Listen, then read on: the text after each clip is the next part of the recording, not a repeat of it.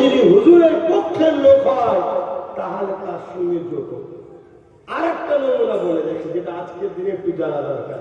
বলি, হ্যাঁ, যদি দেখেন ওই উলামা বা ওই ধর্ম প্রচারক বা ওই যে দিনের বাণী তোমায় শোনাতে চাইছে, সে হুজুর হোক, শায়েখ হোক, আমির হোক, পীর হোক, যেই হোক, যে ভাষাই ডাকো, মৌলানা মুফতি যে ভাষাই ডাকো না কেন, তার সঙ্গে যদি সময়ের শাসকের বন্ধুত্ব থাকে, সময়ের জালিম শাসক, জালিম শাসক, ভালো শাসক না, জালিম শাসকের সঙ্গে বন্ধুত্ব যদি থাকে, জানবে এ 2 নম্বর।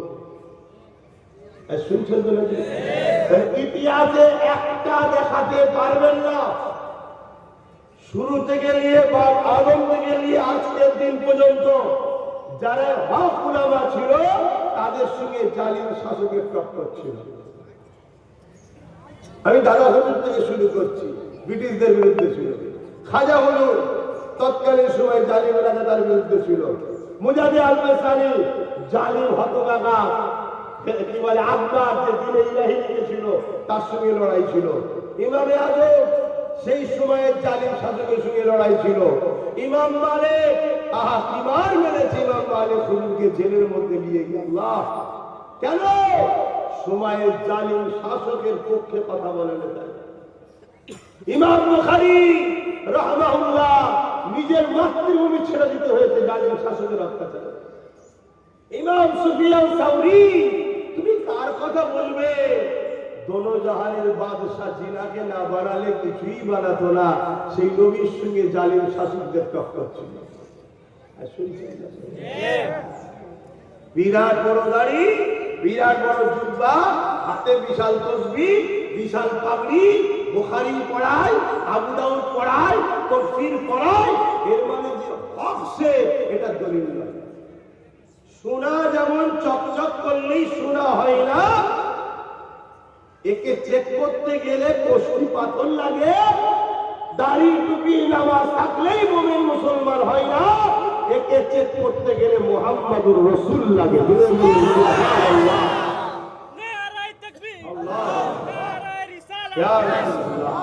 আমার হুজুরের আজমাত নিয়ে আলোচনা করো তার সামনে, আমার নবীর নিভাত নিয়ে আলোচনা করো তার সামনে, আমার নবীর মর্তবা, বয়ান, মুহাব্বত, আদব, ইশক, রুতবা আমি আলোচনা করো, দেখো বা সে করছে কি দেখো। শুনছেন তো নাকি? সব আলোচনা করতে হবে, নামাজ, রোজা, দাড়ি, টুপি সবটাই তো ইসলাম, কিন্তু সবটা 30 ভাগ, রাসূলের আলোচনা 70 ভাগ। 100টা বয়ান হলে 30টা লোক সব নিয়ে আলোচনা হবে, 70টা মুহাম্মদ রাসূল নিয়ে আলোচনা হবে। জোরে বলুন সুবহানাল্লাহ। জানবে সে নিশ্চিন্তায় তার হাত ধরো, নিশ্চিন্তায় তার সঙ্গে থাকো, সে তোমাকে নবীর দিদার করিয়ে দেবে। জোরে বলুন সুবহানাল্লাহ। অবশ্যই সে ওসিলা দেখাবার মালিক আল্লাহ। মুমিন যখন কোনো জিনিস চায় না, তখন তার মধ্যে ওসিলা থাকে, তার মধ্যে শিরক থাকে না। আমি যদি বলি 1 গ্লাস পানি খাও, এটা শিরক হয় না, খাওয়াবার মালিক কে? তাহলে আমি তো তোমার কাছে চাইছি, এটা শিরক হয় না। কেন? আমার অন্তরে অলরেডি আল্লাহ আছে। কথা বুঝে আসছে? হ্যাঁ, সরিয়ে রাখি। কিন্তু এই কথাটা যে আল্লাহ মানে না, সে চাইলে শিরক হয়। কথা বুঝে আসছে?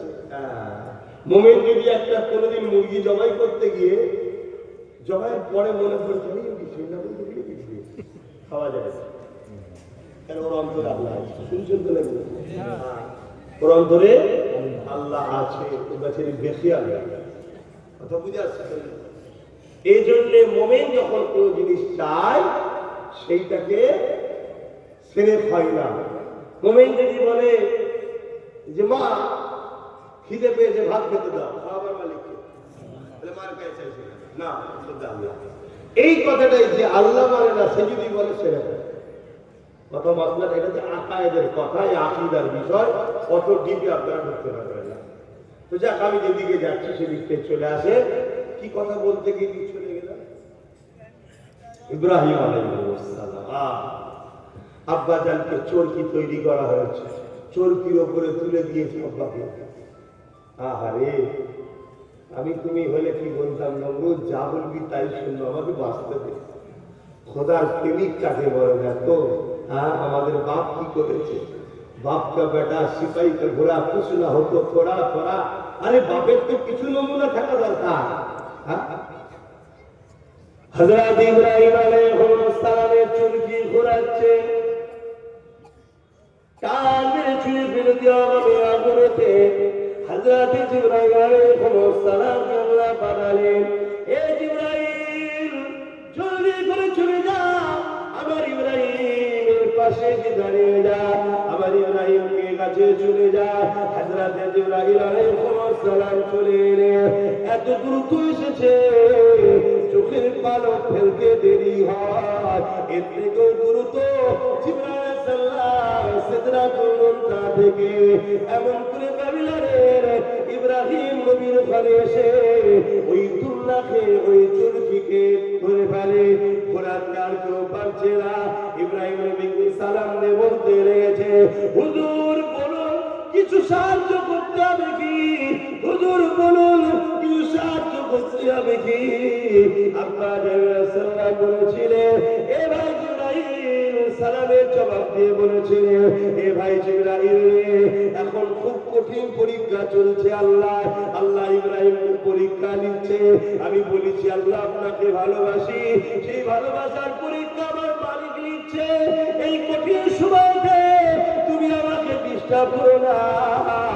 এ ভাই জিবরাইল তুমি চলে যাও, চলে যাও, সাহায্য তোমার লাগবে না। যিনি আমার চার পক্ষে থাকার জন্য নমরুদ আমাকে আগুনে ফেলতে লেগেছে, সেই আল্লাহ তিনি সব দেখছে, তিনি সর্বশক্তিমান। তিনি যদি নমরুদের আগুনে ফেলে ইব্রাহিমকে পুড়িয়ে আল্লাহ যদি খুশি হয়, আমি আল্লাহকে এত ভালোবাসি, আমি আমার আল্লাহর জন্য একবার নয় 1000 বার পুড়তে রাজি আছি।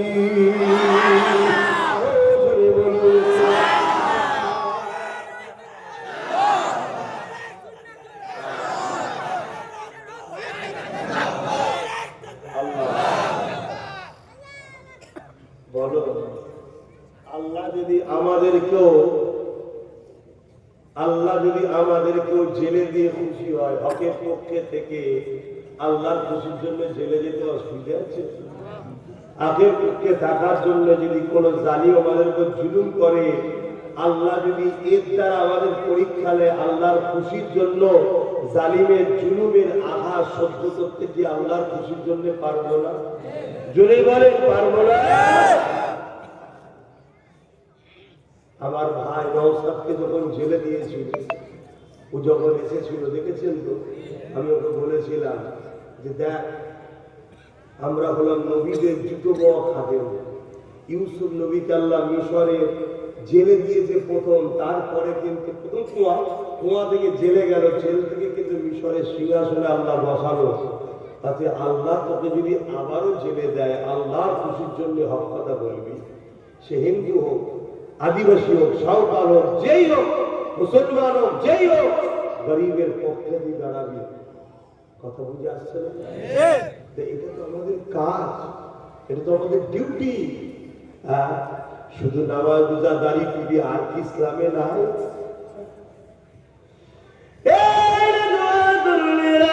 মন দিয়ে শোনেন, নবীকে যদি ভালোবাসি, নবীর হাদিসকে তো মানতে হবে। আল্লাহ নবী জানিয়ে দিলেন, অন্যায় দেখে হাতে রাখো, হাতে যদি রুখতে না পারো মুখ দিয়ে প্রতিবাদ করো, মুখে যদি প্রতিবাদ করতে না পারো অন্তর দিয়ে ঘৃণা করো না।